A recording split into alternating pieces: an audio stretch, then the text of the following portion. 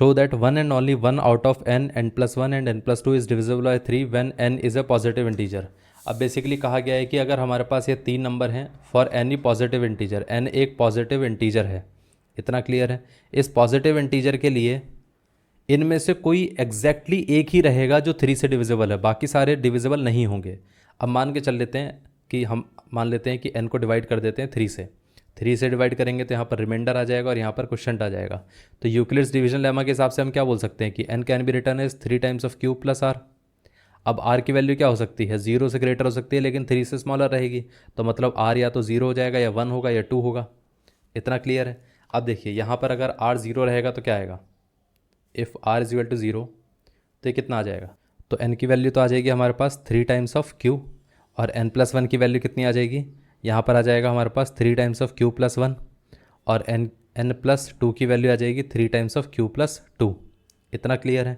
अब एक चीज़ सोचो, अगर हम ध्यान से देखें तो ये नंबर क्या है, ये नंबर डिविजिबल बाय 3 है, डिविजिबल बाय 3। बट यहाँ पर ये वाला नंबर अगर हम देखें तो not divisible by 3, not divisible by 3। और ये वाला नंबर भी डिविजिबल नहीं है। क्यों? क्योंकि अगर 3 से डिवाइड करेंगे तो इसमें रिमाइंडर 2 आ जाएगा, इसमें रिमाइंडर 1 आएगा। एग्जैक्टली यही डिविजिबल है 3 से। इतना क्लियर है। ये पहला केस था। अगर हमारे पास सेकंड केस के हिसाब से देखा जाए कि if r is equal to 1, अगर r की वैल्यू 1 होती तो हम क्या लिखते, n की वैल्यू आ जाती कितनी, 3 टाइम्स ऑफ q प्लस 1, और n+1 की वैल्यू कितनी आ जाती, ये आ जाता हमारे पास 3 टाइम्स ऑफ q प्लस, देखो यहाँ पर n की value 3 times of q plus 1 है तो plus 1 which is 3 times of q plus 2। इसके साथ साथ n+2 की वैल्यू कितनी होती, ये आ जाता 3 times of q plus 1 plus 2 which is 3 times of q plus 3 which is nothing but 3 times of, अगर हम कॉमन ले लें तो यहाँ पर q प्लस 1। इतना क्लियर है। तो एग्जैक्टली अगर देखा जाए तो ये दोनों नंबर्स क्या हैं, ये दोनों हैं not divisible by 3, not divisible by 3, but this number is divisible by 3, divisible by 3। इतना क्लियर है।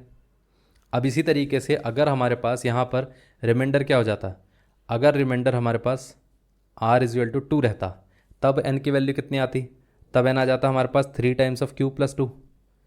अब यहाँ पर n+1 कितना आ जाता, ये आ जाता हमारे पास 3 टाइम्स ऑफ q प्लस 2, क्योंकि n की value 3 times of q plus 2 है, plus 1 which is 3 times of q plus 3 which is nothing but 3 times of q plus 1। Common आ गया। इतना क्लियर है। इसके साथ साथ अगर हम देखें तो यहाँ पर हमारे पास क्या आ जाएगा, n+2 which is 3 times of q plus 2 plus 2 which is 3 times of q plus 4। अगर हम इसमें कॉमन लेके देखें तो 3 times of q plus 1 common आ पाएगा, बाकी का रिमाइंडर बच जाएगा 1। अब देखो एग्जैक्टली यही डिविजिबल बाय 3 है, डिविजिबल बाय 3, और ये दोनों क्या हैं, not divisible by 3, not divisible by 3। इसका मतलब ये है कि जब भी हमारे पास कोई सी भी n की वैल्यू हम ले रहे हैं, या तो ये डिविजिबल हो रहा है तो ये दोनों नहीं हो रहे हैं, अगर ये डिविजिबल हो रहा है तो ये दोनों नहीं हो रहे हैं, और अगर ये डिविजिबल हो रहा है तो ये दोनों नहीं हो रहे हैं। और क्वेश्चन में भी यही दिया गया था कि हमें बताना है कि सिर्फ और सिर्फ एक ही डिविजिबल होगा, बाकी दोनों नहीं होंगे। यही क्वेश्चन में दिया था, यहाँ से हमने वही कंक्लूड कर दिया है।